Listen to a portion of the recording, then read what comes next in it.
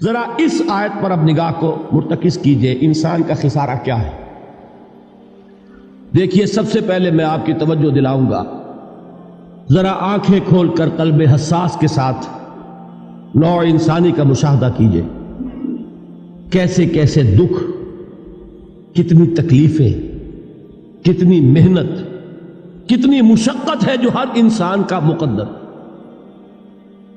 قرآن مجید میں ایک مکمل سورت ہے، سورت البلد، اس میں اللہ تعالیٰ نے متعدد قسمیں کھا کر ایک بات کہی، لا اقسم بہذا البلد وانت حل بہذا البلد ووالد وما ولد لقد خلقنا الانسان فی کبد۔ ہم نے انسان کو مشقت ہی میں پیدا کیا، یہ مشقت ہر انسان کا مقدر ہے۔ لوگ گھروں کو چھوڑ کر آئے ہوئے ہیں، کہاں کہاں انسان جاتا ہے، یہ اس دنیا میں محنت اور مشقت۔ ہاں، ایک مغالطہ ہو جاتا ہے کہ شاید یہ محلوں میں رہنے والے جو ہیں انہیں کوئی مشقت نہیں، انہیں کوئی دکھ نہیں، حالانکہ حقیقت یہ نہیں ہے۔ جو جتنا امیر ہے آپ دیکھیں گے اس کی جسمانی مشقت کم ہے، ذہنی کوفت زیادہ ہے۔ ٹرینکولائزرز کی انہیں ضرورت پڑتی ہے، انہیں سیڈیٹیوز چاہیے، خواب آور دوائیں مزدور کو نہیں کبھی ضرورت پڑے گی۔ وہ 8 گھنٹے کی محنت کرنے کے بعد ایسا سوتا ہے کہ وہ صبح ہی کی خبر لے گا۔ اور یہ وہ لوگ ہیں کہ جن کو ہپنوٹکس، خواب آور دوائیاں، سیڈیٹیوز، مسکن ادویات، یہ سارا لیبلیم اور یہ ویلیم اور یہ فلاں اور یہ فلاں، یہ کت کے ہاں جاتے ہیں؟ ذہنی سکون اور اطمینان انسان کو حاصل نہیں۔ کسی کی جسمانی مشقت ہے، کسی کی ذہنی مشقت۔ میں آپ کو یاد دلانا چاہتا ہوں مہاتما گوتم بدھ کا معاملہ۔ 30 برس کی عمر میں کپل وستو کا شہزادہ محل کو چھوڑ کر نکل گیا، جوان بیوی کو سوتا ہوا چھوڑ کر گیا، شیر خوار بچے کو چھوڑ کر گیا۔ راجدھانی میں رہنے والا محل کا باسی، جسے یہ معلوم ہے کہ باپ کے بعد مجھے یہ سلطنت ملنے والی ہے، کیوں گیا؟ کبھی کبھی آپ نے سوچا؟ اس نے انسان کے غم اور دکھ کا مشاہدہ کیا۔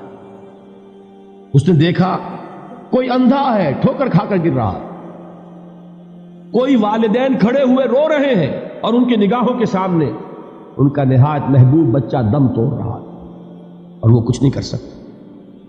اس نے سوچا یہ صدمہ کیوں ہے انسان کا، یہ دکھ اس کا مقدر کیوں ہے؟ اس صدمے سے، اس دکھ سے نجات پانے کی بھی کوئی شکل ہے کہ نہیں؟ انسانوں کی ایک عظیم اکثریت، شاہ ولی اللہ دہلوی رحمۃ اللہ علیہ کے الفاظ ہیں کہ وہ لدو اونٹ اور کولو کا بیل بن کر زندگی بسر کرتی ہے۔ جو 8 گھنٹے تک اینٹیں ڈھو رہا ہو، اس شخص کا تصور کیجیے آپ، وہ واقعی انسان ہے یا حیوان بن گیا ہے؟ اور 8 گھنٹے کی اس محنت کے بعد بھی ہو سکتا ہے کہ 2 وقت کی روٹی اسے پوری نہ ملے۔ اور یہ تو ہو سکتا ہے، نہیں ہوتا ہے، کہ اگر بچہ بیمار پڑ گیا ہے تو شاید کوئی برتن بیچے بغیر اس کی دوا کا سامان نہ کر سکے۔ ایسا شخص کتنے بوجھوں تلا دبا ہوا ہے، کتنی مشقت کے اندر پسا ہوا ہے۔ لدو اونٹ اور کولو کا بیل، انسانوں کی عظیم اکثریت کی سطح پر زندگی بسر کرتی ہے۔ لیکن آپ کو معلوم ہے کہ کولو کے بیل کے لیے مشقت ہی مشقت ہے، اس کے احساسات یہ نہیں ہیں جو کہ ان سے انسان کو جو صدمہ پہنچتا ہے۔ ایک بیل کو اس سے کوئی غرض نہیں کہ اس کا کوئی بچہ بھی تھا کہ نہیں تھا، اس کو کوئی بخار ہوا ہے یا کیا ہوا ہے، اس صدمے سے وہ بیل بچا ہوا ہے۔ گھوڑے کو کوئی پتہ نہیں کہ میرا بھی کوئی اولاد میری ہے یا نہیں ہے، اور مجھے اس کا کوئی صدمہ ہے یا دکھ ہے، کوئی پتہ نہیں۔ لیکن انسان کا معاملہ یہ ہے کہ والدین کو جو جو دکھ دیکھنے پڑتے ہیں اپنے بچوں کے لیے، اپنی اولاد کے لیے۔ رات کی نیند ہے حرام ہے اس لیے کہ بچہ بخار میں تپ رہا ہے یا درد سے تڑپ رہا ہے، لہذا نہ ماں سو سکتی ہے نہ باپ سو سکتا۔ میں نے ایک موقع پر دیکھا، لاہور میں کیروسین آئل، اس زمانے میں ابھی سوئی گیس نہیں آئی تھی، اور اکثر و بیشتر جو ہے یہی مٹی کا تیل جو ہے ایندھن کے طور پر استعمال ہوتا تھا، اس کی شارٹیج ہو گئی تھی۔ تو کئی فرلانگ لمبی قطاریں لگتی تھی ان دکانوں کے باہر، ڈپوں کے باہر، اور ایسے منظر بھی کہ ایک خاتون برقع پوش، ایک گود میں بچے کو لیے ہوئے، ایک کی انگلی پکڑے ہوئے، بوتل ہاتھ میں لیے ہوئے تیل کے لیے، اور کئی گھنٹے کھڑی ہے دکان۔ یہ مشقت انسان جھیلتا ہے کہ نہیں؟ غالب نے اس کا نقشہ کھینچا ہے کہ رنج سے خوگر ہوا انسان تو مٹ جاتا ہے رنج. مشکلیں اتنی پڑی مجھ پر کہ آسان ہو گئی. ہم بھول جاتے ہیں، ورنہ واقعہ یہ کہ قلب حساس ہو اگر، اور قید حیات و بند غم اصل میں دونوں ایک ہیں. موت سے پہلے آدمی غم سے نجات پائے کیوں؟ اچھا یہ تو ہوا لقد خلقنا الانسان فی کبد. حیوانات کا معاملہ ایک اور اعتبار سے آسان ہے. ان سے کوئی محاسبہ بھی ہے کیا؟ کوئی جواب دہی بھی ہے؟ کوئی ان کو اللہ کے حضور میں کھڑے ہو کر اپنے اعمال کا حساب بھی دینا؟ نہیں. انسان کی یہ ٹریجڈی ہے، یہ المیہ ہے انسان. اس کو بھی قرآن مجید کی ایک سورت میں قسمیں کھا کر اذا السماء انشقت، اس کے بعد کیا فرمایا؟ یا ایھا الانسان انک کادح الی ربک کدحا فملاقیہ. اے انسان، تیرا المیہ، تیری ٹریجڈی اس سے کہیں بڑھ کر ہے. تجھے صدمے پر صدمے جھیلتے ہوئے، مشقت پر مشقت برداشت کرتے ہوئے ایک روز اپنے رب کے حضور میں بھی کھڑا ہوگا، جواب دہی بھی کرنی. اس دن کے حساب سے، اس دن کے احساس سے جو بڑے بڑے ہماری امت کے عظیم جو گلے سرسبد ہیں، ان کا یہ حال آپ نے پڑھا ہوگا. حضرت ابوبکر صدیق رضی اللہ تعالی عنہ وہ ایک عجیب کیف کے عالم میں فرمایا کرتے تھے، کاش میں درختوں پر چہچہاتی ہوئی چڑیا ہوتا جس سے حساب کتاب نہیں ہو. کاش کہ میں گھاس کا تنکا ہوتا جو آج ہے اور کل آگ میں جلا دیا جاتا، ختم ہو جاتا، اس سے محاسبہ کوئی نہیں. وہ جس کے احساس سے کہ حضرت عمر جو ہے اپنے انتقال کے وقت سخت بے چین تھے.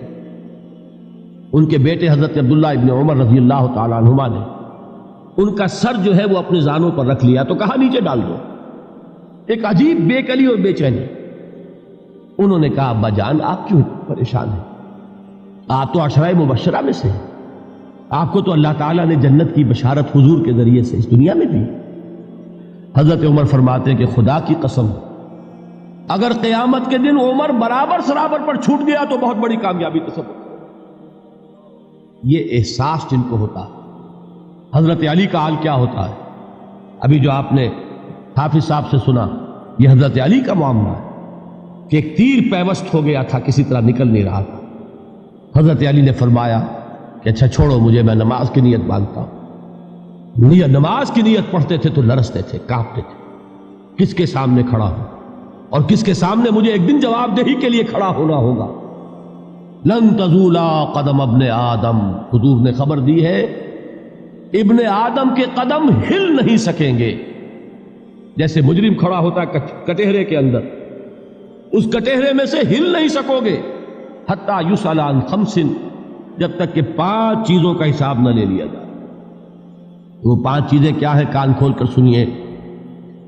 عن عمرہ فیما افناہ، عمر کا حساب دو. یہ 80 برس اور 70 برس ہم نے تمہیں دنیا میں دیے، کہاں ضائع کیے؟ وعن شبابہ فیما ابلاہ، اور خاص طور پر جوانی کا دور، امنگوں کے دن، ولولے ہوتے ہیں، قوت ہوتی ہے، توانائی ہوتی ہے، آدمی چلتے ہوئے زمین پر پاؤں مارتا ہے، قوت جو ہے وہ اپنا اظہار چاہتی ہے. یہ جوانی کہاں گلائی؟ حساب دو، ایک ایک لمحے کا حساب دو. وَعَن مَالِهِ مِنْ أَيْنَ اكْتَسَبَهُ وَفِيمَا أَنْفَقَهُ، ایک ایک پائی کا حساب دو. مال کا کہاں سے کمایا تھا، حلال سے کہ حرام سے، اور کہاں خرچ کیا تھا، گل چھروں میں، عیاشیوں میں، یا نیکی کے کاموں میں، ادائے حقوق اللہ کے دین کے لیے. 4 سوال ہو گئے. 2 زندگی کے بارے میں، ایک زندگی پوری بحیثیت مجموعی کہاں کس کام میں لگائی، اور خاص طور پر شباب کا دور کہاں لگایا. 2 سوال مال کے بارے میں، کمایا کہاں سے، حلال سے کہ حرام سے، جائز سے کہ ناجائز سے، خرچ کہاں کیا. اور آخری سوال وعما عمل فیما علم، جو علم حاصل کیا تھا اس میں عمل کتنا کیا. علم کے انبار لگاتے چلے گئے اور عمل کے آغاز کی بھی نوبت نہ آئی. یہ علم جو ہے یہ اس روز سب سے بڑا وبال بن جائے گا. انسان اتنا علم اور عمل کچھ نہیں، بجائے کہ کریڈٹ کا ذریعہ بنے یہ الٹا ڈیبٹ کا کھاتہ بن جائے. یہ جواب دہی کا احساس ہے کہ جس کی وجہ سے انسان کی ٹریجڈی جو ہے وہ دوہری ہے. کوئی حیوان اتنے بوجھ تلے نہیں. مشقت کی، محنت کی، اس زندگی میں ختم ہوئے، اس کے بعد کوئی محاسبہ نہیں. اس کو بھی غالب نے خوب کہا ہے کہ اب تو گھبرا کے یہ کہتے ہیں کہ مر جائیں گے، اور مر کے بھی چین نہ پایا تو کدھر جائے.